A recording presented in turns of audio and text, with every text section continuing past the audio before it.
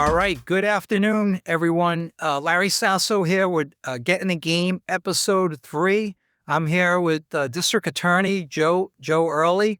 Joe's been a district attorney here in Massachusetts in the middle state. I guess they call it middle district. Sorry, but 17 years. And I'm really honored to be with you, Joe, today to talk about financial literacy. Larry, you're a friend. It's good to see you. I love the concept of financial literacy. It falls in line with a lot of things we do in the DA's office. And the biggest thing we do is prevention. Getting people smart about financial literacy is solving a ton of problems. And what you're doing here, I wish I had when I was in high school. I really do.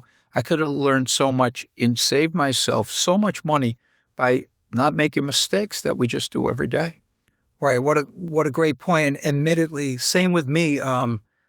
I had to learn the hard way. The hard way. Like Fran Tarkenton said a couple months ago, the advice that he's given young adults today is we parents and teachers need to encourage young children to learn about financial literacy. I had a paper route at 10 years old up and down Shrewsbury Street. I was collecting cash. I was paying for those newspapers. So Fran Tarkenton mentioned Tiger Woods. Tiger Woods didn't learn how to golf on the JV team in high school. He learned when he was 4 or 5 years old. So I think the message is we need to teach young children about financial literacy right off the bat. But in your field, I've seen you, Joe. I grew up in Worcester.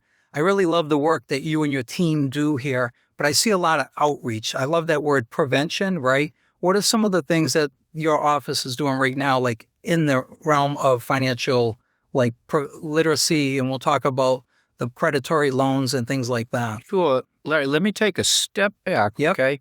When I ran for this job, actually it's not 17 years, it's just about 20 years now.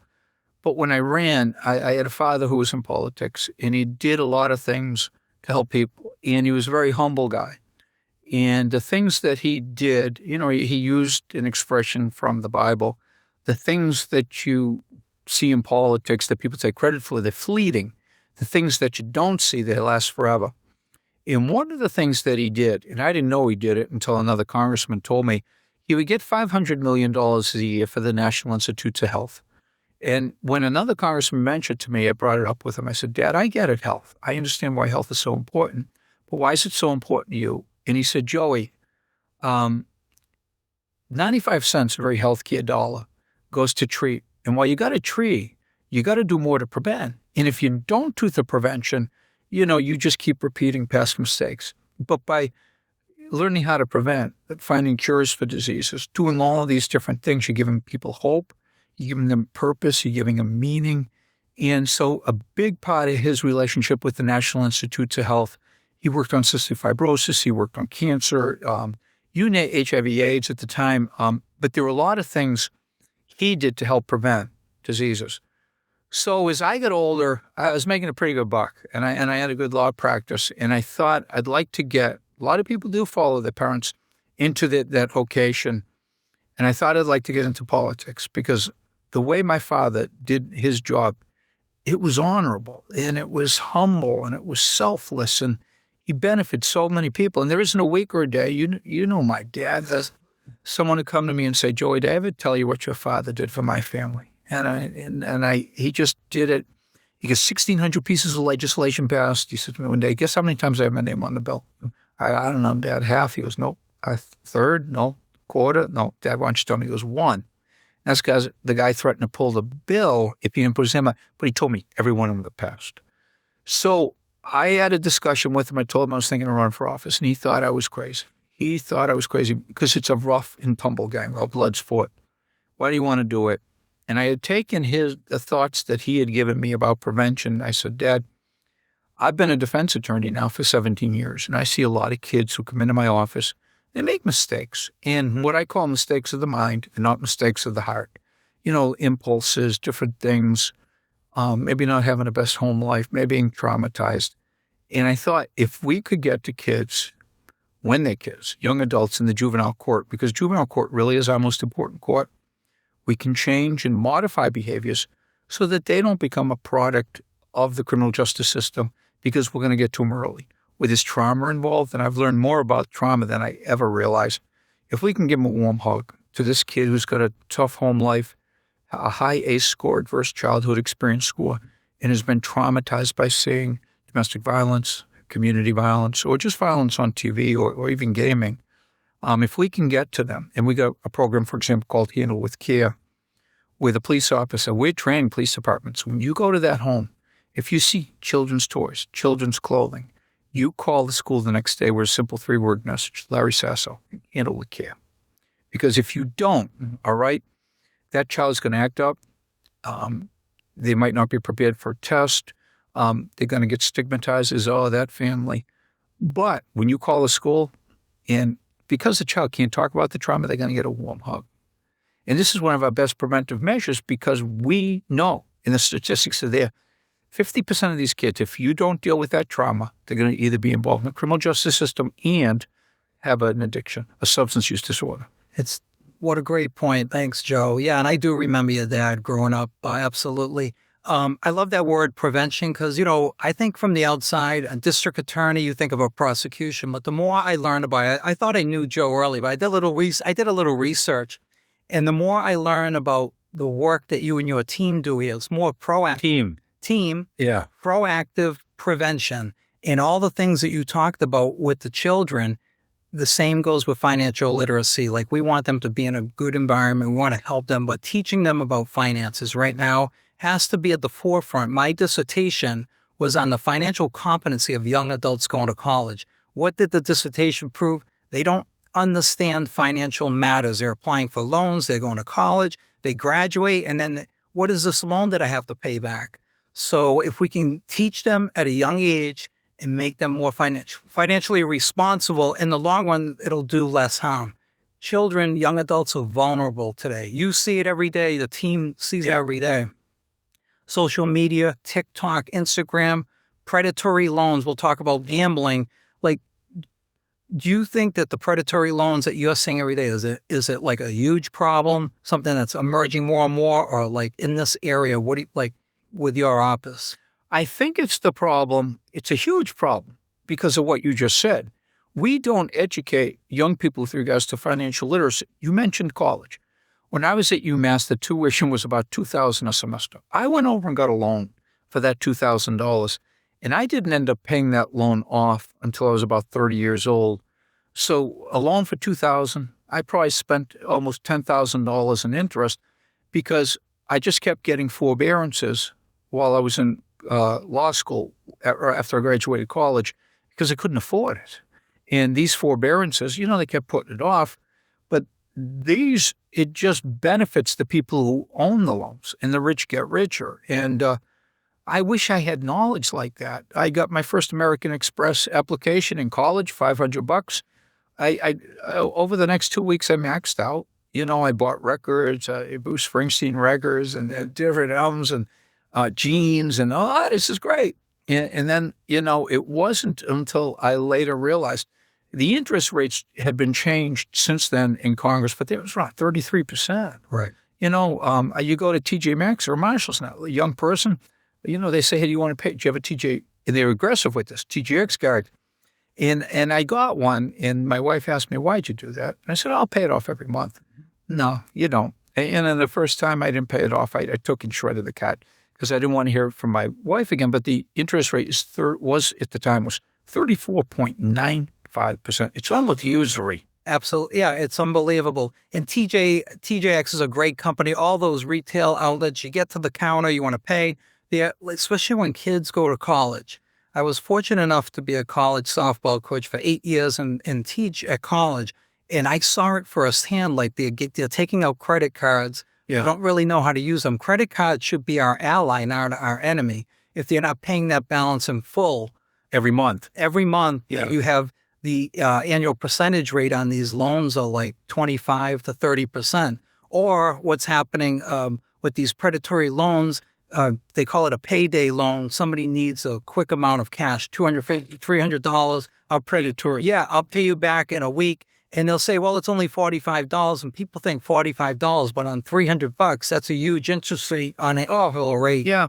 In the thing with American Express, too, it didn't come out at 33%. I'm a college kid. I miss a payment, Right. Then it goes up to 18%. Then it goes to 22%. Then 27%.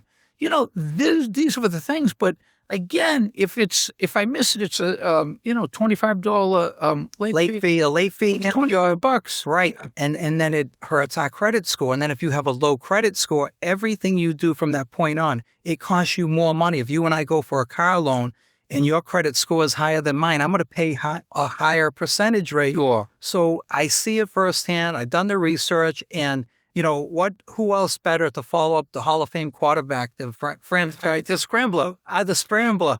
So I was thinking, and I said, District Attorney Joe Early, you've done so much. Your dad, you are a selfless leader. You do a great job, you and your team. So do you think there's a way that we can bring financial literacy to not just the high schools, the middle school, or the elementary in a small way, and just continue to educate them? Because I know you and I have chatted a little bit about that. Larry, what you're doing is groundbreaking insofar as it may seem like common sense, but common sense isn't always that common. I don't think we can do it. I think we have to do it. I love that. You teach these kids, okay, and Hopedale within our district, Hopedale High School, and Hodgins down there, Chris Hodgins, he's a judge now, and his wife Debbie invited me down. When I saw this, I was blown away. Because what you talk about at the car, you get a car at 4 or 5% as opposed to 12%. You're really, the guy at 4 or 5, the woman at 4 or 5% is paying for a car. The one at 12, 13% is paying for 2 cars. Right. So, and then you learn, all right, you want to live by yourself, comes with a cost. You think, okay, here's your paycheck for $2,000. All of a sudden you get $1,200 in rent. You got no money to eat, to live, to go out. So I think we have a moral obligation to teach our kids the importance of money. And it's interesting. My brother Patrick worked for an insurance company, and he goes, Joe, read this book. It was Rich Dad, Poor Dad. Great book. Yeah. Great book. I was shocked at how much I did not know. Right. Like you said, we think it's like elementary. It's common. Today's Wall Street Journal, University of California, San Diego, 1 out of 12 students going into college can't do the basic middle school math. Right. Math, like 5 + 2 = 7, or 7 - 1 = 6. That's really alarming. It is. So looking at the work that you do, and I've been in the financial business for 35 years. My mission statement is to help people become and remain financially independent. It's great. Right? Helping people to not go poor. But I think we're not doing enough for young adults. I did my dissertation, and unfortunately our state is one of the lowest ranking financial literacy states in the country. Why? We don't mandate one financial. You said it. You didn't have a class in high school, and you had a pretty good education, a holy name, right? And I went to public schools. I didn't have financial literacy. I learned the hard way, doing my paper route, maybe shining some shoes at La Scala here or there, in between the route. As Fran Tarkenton, I'll quote him, he just said that we need to get young kids working at the grocery store. I see more and more young people working. How you stand money. It is going to then take in a small piece of it, in the miracle of compound interest. We have a thing here called the SMART plan, and I try and tell all our employees, put a few bucks in it. If you put a certain amount of money, starting at age 25, by the time you're 45, you can be a millionaire, and it really isn't that big a sacrifice. It's just the state gives us the SMART plan. You got high risk, you got low risk, but you don't lose because you're young. The beauty of compound interest, if you can be 45, 50 years old and be a millionaire. Joe, I think you're in the wrong business. No, Albert Einstein said that compound interest is the 8th wonder of the world, right? If you want shade in your backyard down at East Park, those trees didn't grow last month. They grew 30, 40 years ago. So thank you. That's the one that I use frequently in my business. But on the prevention end of it, okay? When we go to the schools, and we've talked to over 800,000 students. Wow, amazing work. It is. And our number one most requested program is internet safety and bullying. With the phones that we have right now, this is a little computer. Yep. And this is one of the biggest problems we see, because you talk about, there's a great TED Talk called Celeste Hadley, 10 Ways to Have a Better Conversation. One of the things that we're also incompetent about right now is young people having meaningful conversations, which means we're not listening. So if we go to the school and we talk about the phones and we talk about just have the conversation, golden rule, if you wouldn't want it done to someone else, don't do it to you. Then we talk about domestic violence. We talk about drug use. one of the things I'd like to incorporate in this also is financial literacy. And the very sad part about our job, and Larry, it's the worst part of my job is when I talk to people in pain, whether it's someone who's getting bullied in school or whether it's an elder who's gotten taken advantage of in a scam, the jury scam, the romance scam. Oftentimes, the people will come in and they'll take their life savings away. They're very persuasive, they're very good at what we do, so we try and bring in education to the seniors who have paid their dues. Call someone else. Right. And then one of the saddest things, too, is even after we've found the person who scammed them, and it's usually overseas, out of their life savings, or 150 grand, 200 grand, whatever it is, they'll still say to us, oh, no, you're wrong. This person's real. And we have a hard time even then persuading them that they just got taken for everything that they had.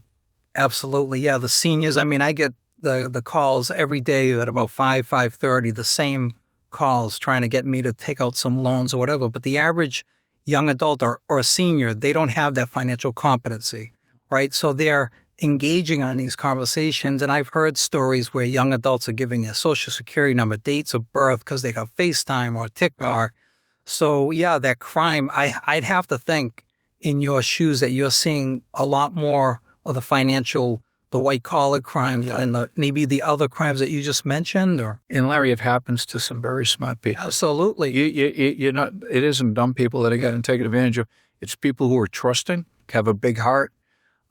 You talk about that. For example, the jury pool scam with AI. It's even worse now.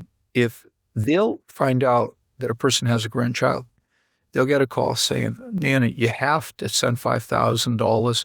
I'm in Canada, I get arrested. Yeah. They're going to put me in a jail cell with some very bad people. Please don't tell mom and dad. And they'll go down to PayPal, whatever, Venmo, and they'll send the money.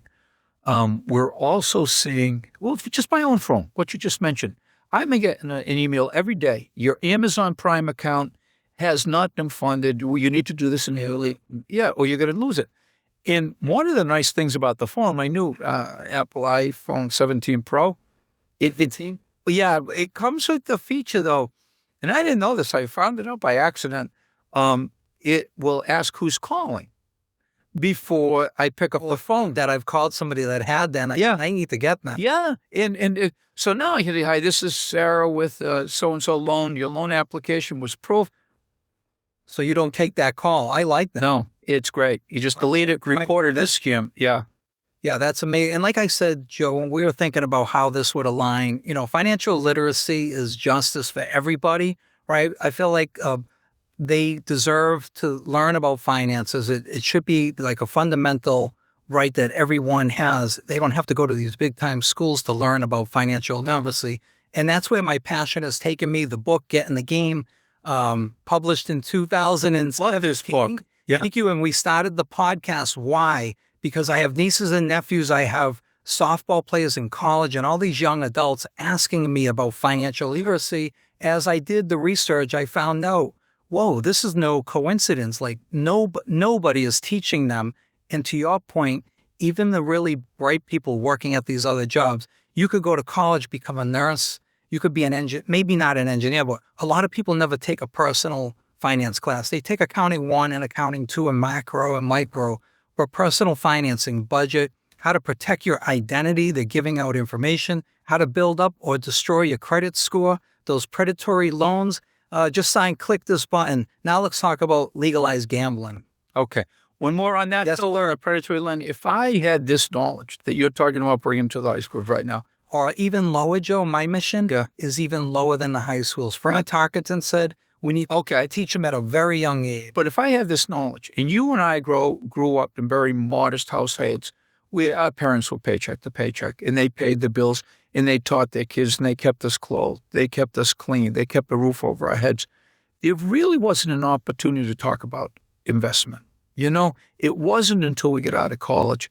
But if I had had this knowledge, for example, the 2000 loan I talked about, that would have been money, even if I just invested a small amount of it with compound interest. Okay, so now let's talk about the gambling. Yes. This is one of the saddest things we see. I can't tell you how many times, and I try, it's a disease, right? And it's similar to alcoholism. And it's sad because to the alcoholic, they'll put a beer commercial on.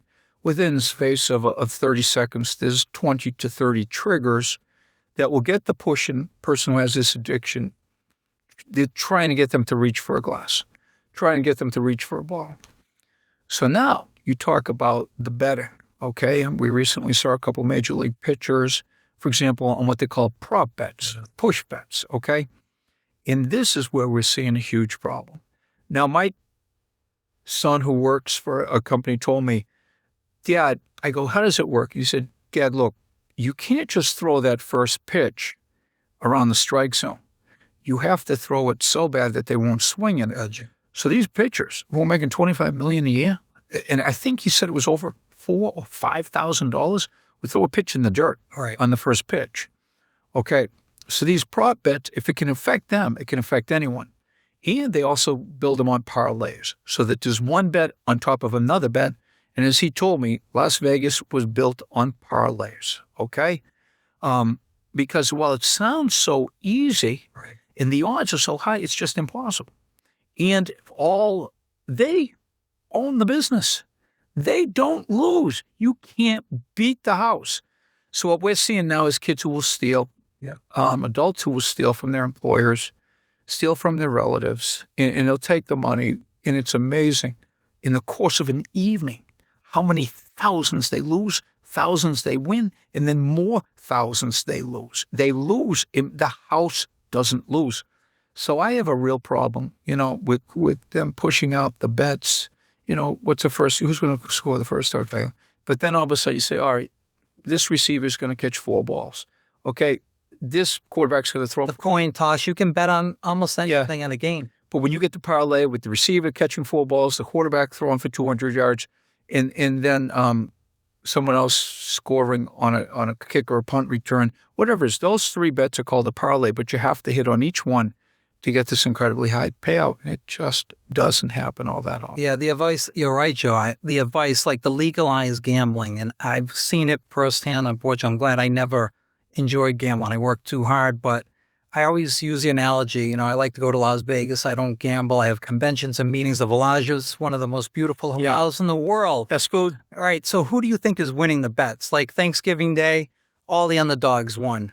Three underdogs, they all won in the NFL. So the Bellagio just got a little bit better right there. Right. But I think it goes back, one of your thoughts on the prevention, being proactive. If we educate young adults about the odds, about you winning on these gambling, because if they get harmed early on in life they're in debt and credit score, they can't go to a traditional bank to get out a loan. So they use these predatory loans because they're desperate. Doesn't that go back to if we prepare them at a young age? Yes. Then we can prevent them from just like alcohol abuse or anything else if we educate them early on. Yes. In what you just said there was something that resonated me when I was in college, resonated with me. We'd go up to Hampton Beach every weekend, us and our friends, a big Worcester population in there. And I went to the dog track once. My mother and father were up there visiting some friends. So I met them for dinner at the track. And I didn't have any money. And I wasn't going to ask my father for money. I was working for the railroad at the time, and that was a tough job with my hands. That made me realize I didn't want to do the railroad forever. I wanted to become something else, and I worked for a law firm. But I'll never forget the guy at the track. My father said, "Do you have any money, Joey?" I said, "No, Dad, I got a check for you." He goes, "Go see that fellow over there. He'll cash the check for you." He was a restaurant owner. And I remember when I worked prime rib, and it was nice. And he goes, "What do you want to cash your check for, kid?" And I go, "I don't know, $100, $200. He goes, $100. He goes, "You can afford to lose $100. That's gambling. You got a check for $200, you lose $200.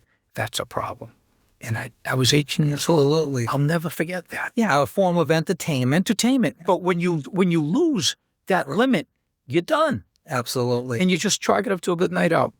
Yeah, and these not just college, high school kids, they're, from what I've heard, and you see it firsthand, I'm sure, they're getting deep into the gambling because it's like you said about the phone. It's accessible. You're watching a game. The probability of this field goal is 93%. They're clicking it. The guy misses it.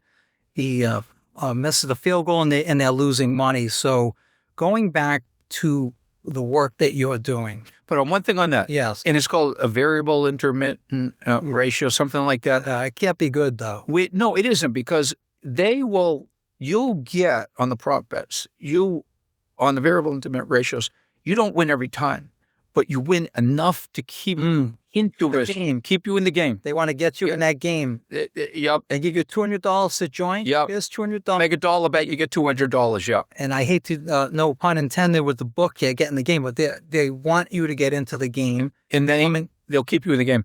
And the worst part is it's a disease. It absolutely is. It's a disease. And I believe, and thank you for the kind words early on. This is definitely a great passion. Thank you. I have 2 20-year-old children, right? And I taught them, my wife and I taught them financial literacy early on. And, it's never going to be perfect, but the more we can, one thing I've learned about in the dissertation, it's an absolute fact. The young adults want to learn. You want to know what they told me? Is nobody taught us. Nobody in school, nobody in college. Like I said, you can graduate with a college diploma, right? And be an attorney and never have taken a financial literacy course. So that's alarming. And when I thought of calling you, and I'm so honored again that No, you're my friend. no, we are friends, and I'm honored to have you as a friend. And I'm honored to have you as a friend. What you just said right there, okay? So I worked for the AD in Springfield for 3 years, assistant attorney general for 2. Then I went into private practice for 17. And I realized if you're not making your quarterly tax payments, okay? For example, I'd have $100 come in. 37% of that right off the top goes to the feds, Right. okay? Another percentage goes to the state. So now you're operating, maybe you're making 45 cents and 40 cents on the dollar, okay? 40 cents on the dollar after the taxes are paid, or 60 cents on the dollar, it was 65 cents. 65, They take the 40. after they take the 40, right, excuse me, financial literacy, I'm trying. But so you make 60 cents on a buck. So if you are catching up on past or overdue taxes with 60 cents, you've got to make more money Right. to pay even more of the taxes. And so you've got to have this little bit of smarts and know where you can spend your buck, where you can't spend your buck. My aunt had an expression: if you don't have cash in your pocket, you can't afford it. And there's a lot of truth That to was that. the way my parents, they never bought anything without cash, to the point where my dad needed a rental car down in Disney World, and he called me because he had zero credit. So, because he never charged anything. But it's an absolute situation that we need to maybe be more proactive. So I guess in closing, what I want to ask you Joe Early is a leader, right? You're the president of the District Attorney, Massachusetts District Attorney Association, right? And how many attorneys? 80, did I read? Or We have 80 attorneys. We have 180 employees. right. And one of the hardest things I have is I have a vision, and that's to help people. Show empathy and compassion, stay within the law, but it's getting enough money in my people's pockets for doing this great work and continuing to do the great work and continuing to prevent crime, because every buck we put into prevention, we save $7 to $10 of taxpayer money in the long run. That's how you make public safety better. And it's getting a decent salary for my people and working hard. That's always a problem. Absolutely. Because there's never a bad budget. I'm never good budget time. In the economy, it seems with regards to government, always has problems. I'm sure, just like every household budget, the word budget, a lot of young adults or adults have no budget. No. Some would argue our country with the budget. But anyway, having a budget, teaching our kids the fundamentals, like coaching a team or running an office here with many lawyers in your staff. You have your budget, right? And you have to We have to live within it. You have to live within it. 13 million, we live within it. Exactly. And unfortunately, young adults and adults not taught about a budget. So being a leader that you are, and the friendship that we have, I'm just wondering, what steps you think, is there a collaboration or a plan that you think that could come together that we can, to use Fran Tarkenton's words, not at the high school level. He believes we need to teach kids at even a younger age. So Fran, with the outreach programs that you all are doing right now, Do you think there's a way that the district attorney's office could be at the lead, like at the forefront? Yeah. You're already doing this type of work already, I feel like, from what I've found. Some of it, but we don't have the financial literacy aspect. It's working with you, going into the schools, it's going into the schools and teaching these kids a little bit more about money. We seem to think we know it all. I remember when I was working for the railroad, it was tough work. You'd finish on Friday and you'd blow half of your paycheck on Friday, Saturday nights. And my father said to me one day, "You're spending like a drunken sailor. You got to learn how to do better with your paycheck." But back then, the drinking age was 18. You want that fun. You were single. So to that end, we get into the schools early. We teach kids about money. We teach how the rich get richer. And that comes from the book. The rich make money on their money. Right. When you're working paycheck to paycheck, you're not making any money. You don't make money on your time. You make money on your investments, the interest, the compound interest. And it really comes down to that. We've got to teach kids, you've got to start saving. As much as it might seem to take a little bit away from good times right now, that compound interest is just amazing. And that's how the people own houses on the Cape or at the beach or take the expensive vacations and never worry about money. They're rich, get richer. Joe Early is going to somehow end up in the financial side. I can just feel the competition right now. No. I always say to my clients, is your money working as hard that you've worked to earn your money? Compound. That's great. Yeah. The smart plan here, if I did a survey of state employees, I'd say that 90% are in the 20-40 fund or these target date fund. It's like going to the buffet line, or do you want to order off the menu? I like to order off the menu, right? So they can pick and choose, but if they don't have that financial literacy, Right. there is a default there. It might not be what's best for them. So that's a good point that you brought up early on. And when you finally learn what you didn't know, Right. my God, why didn't I get this younger? Why didn't someone? Well, because to my parents, it was never about getting rich. To my parents, it was just making life better for your kids. So this is an aspect that is just crucial to anyone who wants to, live a good life and not worry about their money until the day they retire.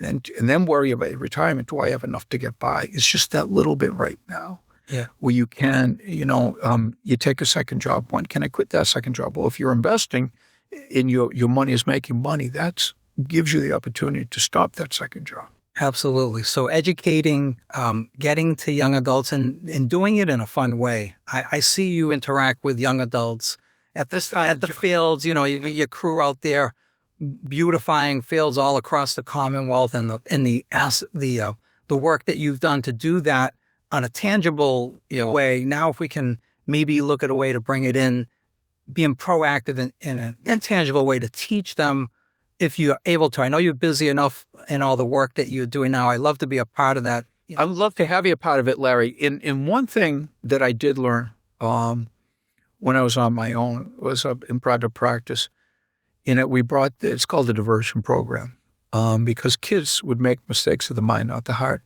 But once they got arraigned on a charge, minor transporting alcohol, deserving the peace, it makes life so much harder because now they got a record.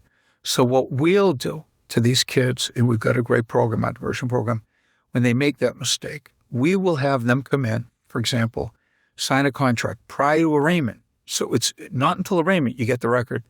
And they'll agree to give us 8 hours community service. We have them go over to St. Peter's Food Pantry, maybe work somewhere else on these fields that allow kids the opportunity, another component, to be after school between 3 to 6 of our responsible adults. They'll work on these fields, work at the food pantry. If they complete the 8 hours community service, take a 1-hour online test about drugs and alcohol, we will then dismiss the charge prior to arraignment, because what you talked about, loans and all that, you don't get them when you have a criminal record. So that in that way, we're preventing kids from hurting themselves because of poor impulsive decisions when they're young. Yeah, I've heard of that. And the analogy I would use, the same thing with financial literacy. If they know it before they get into this financial trouble, they're vulnerable, signing up. In some cases, they're desperate. I've heard of that program that you're doing, that you educate them and kind of give them a second chance. They're young. And there's consequences. There's consequences. Give it us 8 hours to the food pantry. Right. Unfortunately, the credit card companies, they're not that willing to somebody rings up $5,000 of debt and they're paying 29.99% interest. And oh, by the way, you're late. So that's a $35 fee plus the interest. And oh, by the way, your credit score just took a bad hit. And on that vein, too, we're teaching him with the phones. Put on the Do Not Disturb app when you drive, because we see so much tragedy. Life can change in the blink of an eye if you're texting and driving. So all of these things come back to benefit us all. Absolutely. All those outreach programs, the phones, the bullying, the cyber, I think, maybe if we can find the way, We're going to do some business. we're going to do it.